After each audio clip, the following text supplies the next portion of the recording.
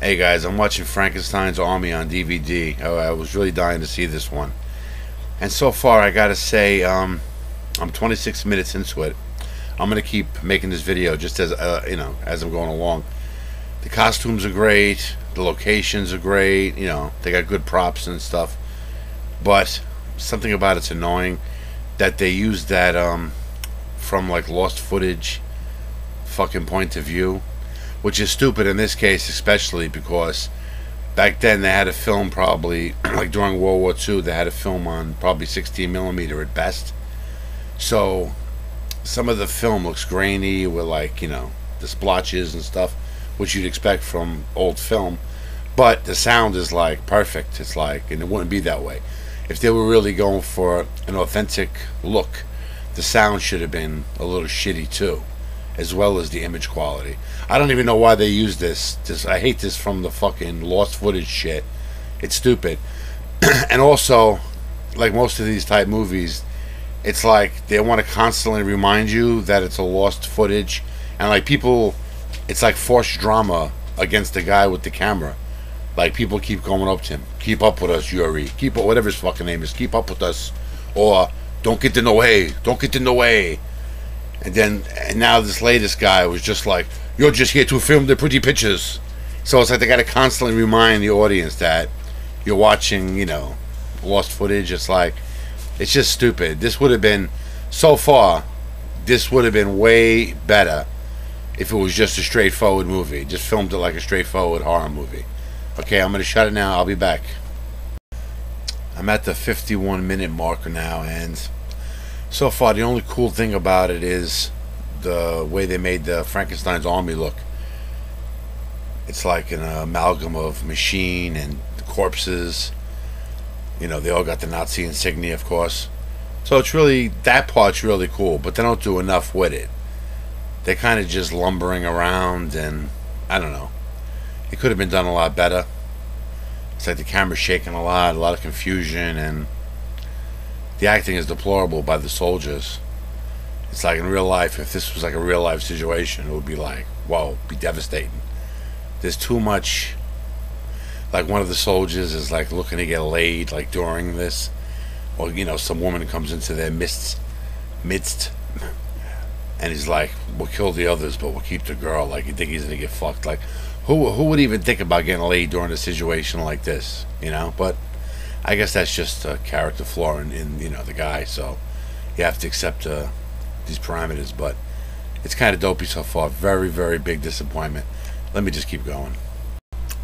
The movie took a turn for the better in that the cameraman, they keep calling Jew Boy, and that's not why it's better. But he did something fucked up, and they found out about it. Anyway, he's now separated. I won't tell you all the details, but he's separated from the rest of them, and he's on his own. And there's a kind of cool thing where he's still filming though, as he's walking around like the bowels of this Nazi fucking Frankenstein Army factory thing. And the monsters are kind of looking at him, but not really attacking him. Now, earlier on in the picture, when the monsters did some kind of raid, one of them like looked right at him, but didn't attack him. And then it went about fighting the Russian soldiers, So I was wondering, does that mean anything? And I think it does, because they're still not attacking him here. So I'm wondering if these things are programmed only to kill, like, combatants. But he's holding a camera, not a rifle or anything. So, or are they only trained to kill Russians? I have no idea. Well, it's an interesting scene. I like the way this part is filmed, where he's walking around, he's like seeing shit. It's kind of eerie. It's kind of cool. The props in this movie are fantastic. It's just the overall so far is like a little lame, but the props are like really, really nice. Well, that didn't last long. Apparently, they just didn't notice him, because now they're like chasing him and shit, trying to kill him. It's a pretty good scene, but it's basically the same, all the same monsters we've already seen, and they're all coming out of out of the woodwork, and they're just chasing him around and shit. It feels like a video game in this part almost, but see how it gets. There's 23 minutes left, and the Jewish cameraman has been captured by the Frankenstein guy, I guess, Dr. Frankenstein, whatever his name is. And the person that caught him was a familiar face. Somebody from his crew that you've seen earlier. He's now one of the Frankenstein army creatures. So this, it looks like now the Frankenstein doctor is filming. Let's see how this conversation goes. At this point of the film, it's getting interesting. The Dr. Frankenstein is letting the Jewish guy film him for like posterity reasons. And he's showing him around. He's giving him a little history of his life and why he got into all this stuff and what inspired him and stuff. And this, to me, is really, really a cool part of the film. Because he's walking around the Frankenstein, Dr. Frankenstein, amongst all these like nightmare creatures he invented, you know? And he like takes pride in them and stuff. And they're really cool looking now. And you're starting to see some different ones that you didn't see before. And it's really well done, this fucking scene. I wish they would had this kind of imagination earlier on in the film.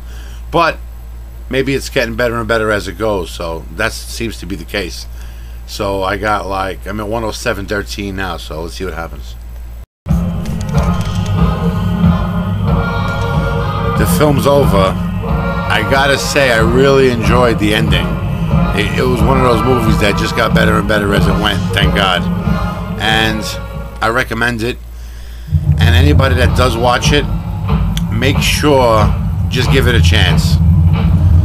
Because there's not much to it early on. It's like I said, but the sets are good, the costumes are great.